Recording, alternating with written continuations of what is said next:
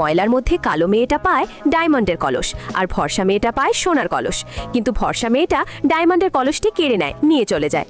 কালো মেয়েটাও কান্না করতে করতে সোনার কলস হাতে নিয়ে চলে যায়। সোনার কলসের মধ্যে একটু পানি রাখতেই মেয়েটা জাদুর রাজ্যে নিয়ে যায়। চারদিকে সোনার ফল, ফুল, ঝর্ণা। অদৃশ্য কে যেন বলছে, ঘড়িতে টাইম শেষ হওয়ার আগে যা পারিস নিয়ে নে। মেয়েটা কথা মতো কিছু সোনার ফুল আর কয়েন নিয়ে টাইম শেষ হওয়ার আগেই ফিরে আসে। অন্যদিকে ফর্সা মেয়েটাও তার ডায়মন্ডের কলসে পানি ঢেলে দেয়। সে চলে যায় এক ডায়মন্ডের শহরে। সেও টাইম শেষ হওয়ার আগেই ফিরে আসে। কালো মেয়ে স্বর্ণগুলো বিক্রি করে অনেক টাকা পায়। সেই টাকা দরিদ্র, গরিব, দুঃখী মানুষের মধ্যে বিলিয়ে দেয়, মসজিদ, মাদ্রাসায় দান করে। অন্যদিকে ফর্সা মেয়েটা ডায়মন্ড বিক্রি করে বিলাসবহুল বাড়ি, গাড়ি আর আরামের জীবন কাটায়। একদিন তার মনে লোভ জেগে ওঠে। সে ভাবে এবার গেলে আরও বড় ব্যাগ নিয়ে যেতে হবে। যেই কথা সেই কাজ। লোভের কারণে ডায়মন্ড ভরতে ভরতে টাইম শেষ হয়ে যায়। জাদুকরি ঘড়িটাও ভেঙে যায়, সেখানেই চিরতরে আটকে যায়। অন্যদিকে কালো মেয়েটা কান্না করছে,